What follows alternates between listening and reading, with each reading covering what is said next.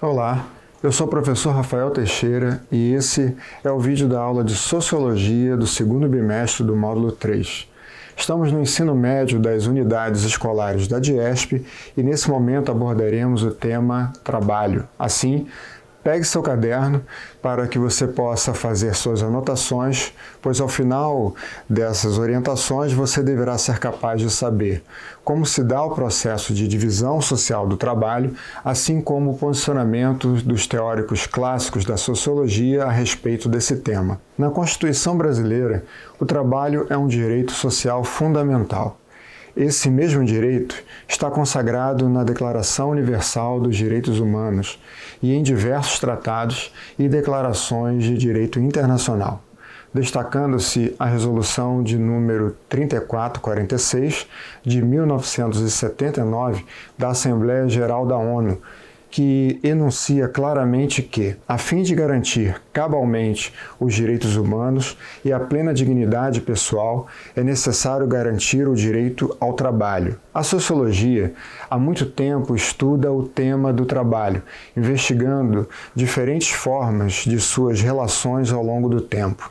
Mas, afinal, o que é o trabalho? O trabalho é toda atividade humana, remunerada ou não, que tem como objetivo a produção de um objeto ou de um serviço para a satisfação humana. Mas para a sociologia, o trabalho não é visto somente como uma forma de subsistência, ou seja, como um meio de ganhar um salário para sobreviver. É mais do que isso. Observe tudo à sua volta. O texto que você está lendo, o lápis que pode estar segurando neste momento, sua blusa, tênis, paredes e cadeiras da sua sala de aula, enfim, tudo à sua volta é fruto do trabalho humano. Assim, por meio do trabalho, o homem transforma o mundo e a si mesmo. É interessante notar como realmente e por diversas vezes nos identificamos pela ocupação que temos. Certamente, ao te perguntarem quem é você, por vezes, até mesmo sem perceber, você respondeu que era um pedreiro, um estudante ou um mecânico. Podemos perceber que algumas pessoas, quando ficam sem trabalho, ou seja, desempregadas, sentem-se perdidas, desorientadas e com medo de ficar muito tempo sem uma ocupação. Poderíamos dizer sem uma função que lhes desse um lugar na sociedade. Mas será que o trabalho foi sempre tão importante assim? O trabalho sempre foi um tema importante, mas o seu significado não foi sempre o mesmo em todas as épocas e nem em todas as sociedades. Nas sociedades tribais, todos fazem quase tudo. Ou seja, a divisão e a organização do trabalho é diferente nas sociedades ditas modernas. Nas sociedades tribais não há a separação rigorosa entre quem faz os rituais, as festas, as artes e os trabalhos como a caça, a coleta, a agricultura e a criação. Todos tomam parte dessas atividades. Já nas sociedades tradicionais da época medieval, o aprendizado de um ofício era longo e o trabalhador, quando produzia um objeto, participava de todo o processo de produção deste objeto, do início ao fim. Assim, um sapateiro que fosse produzir um sapato, por exemplo, cortava o couro, colocava a sola e costurava todo o sapato. Outro fator fundamental para compreendermos o tema trabalho é a divisão da ocupação e dos lugares sociais definidos de acordo com a diferença entre o sexo masculino e feminino. Essa diferença é historicamente produzida em muitas sociedades e tem por característica a destinação prioritária dos homens a atividades produtivas, ocupações de forte valor social agregado, como o comércio, indústria, empreendimentos e na política. E as mulheres, a esfera reprodutiva, atividades relacionadas a cuidados e afazeres domésticos.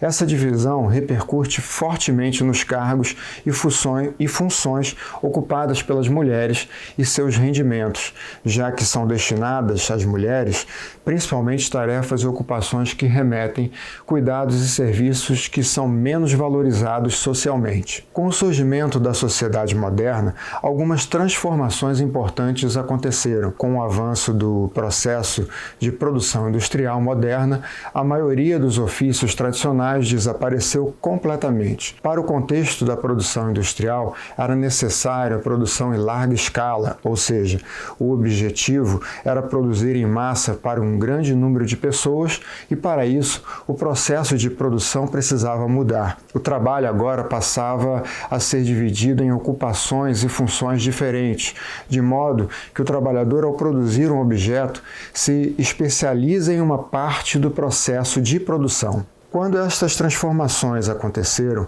dois pensadores muito importantes para a sociologia, chamados Émile Durkheim e Karl Marx, tentaram compreender essas mudanças e se perguntavam: como a divisão do trabalho influencia na mudança das relações de trabalho? Como se dá a organização do trabalho na sociedade moderna capitalista? Cada um deu uma resposta distinta para estas e outras questões.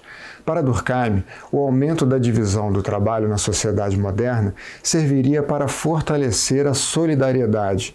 Para ele, esta divisão do trabalho fazia com que os trabalhadores se tornassem mais dependentes um do outro, já que não era possível trabalhar isolado na produção desse processo de produção. E esta dependência teria o potencial de criar uma nova solidariedade que contribuiria para a sociedade que fosse mais integrada e mais coesa. Marx apresentava um ponto de vista diferente do de Durkheim.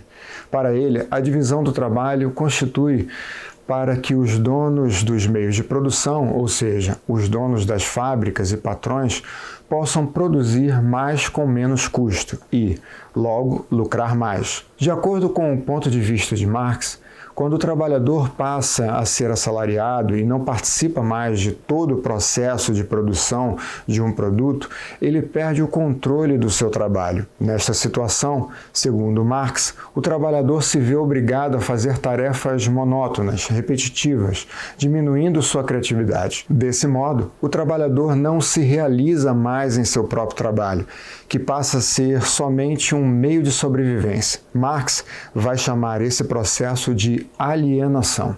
A primeira forma de organizar o trabalho surgiu no século XX e foi pensada por Frederick Taylor, que tinha como objetivo tornar a produção o mais eficiente possível para alcançar maiores rendimentos. Taylor estudou detalhadamente os processos industriais para dividi-los em operações simples que pudessem ser cronometradas e muito bem controladas de forma que o trabalhador pudesse aumentar o nível de produtividade. A técnica de Taylor foi empregada por muitas indústrias e ficou conhecida como Taylorismo. Os princípios de organização taylorista foram adotados por um famoso industrial chamado Henry Ford em sua fábrica de automóveis em 1913. O objetivo de Ford era a produção em massa para o consumo em larga escala. Para conseguir alcançar seu objetivo, Ford introduziu em sua linha de montagem com esteira rolante que possibilitava que os trabalhadores realizassem apenas uma tarefa específica, de forma repetitiva e padronizada. Imagine que você, na linha de produção, na linha de montagem de um carro, fosse responsável apenas por apertar um parafuso, por exemplo.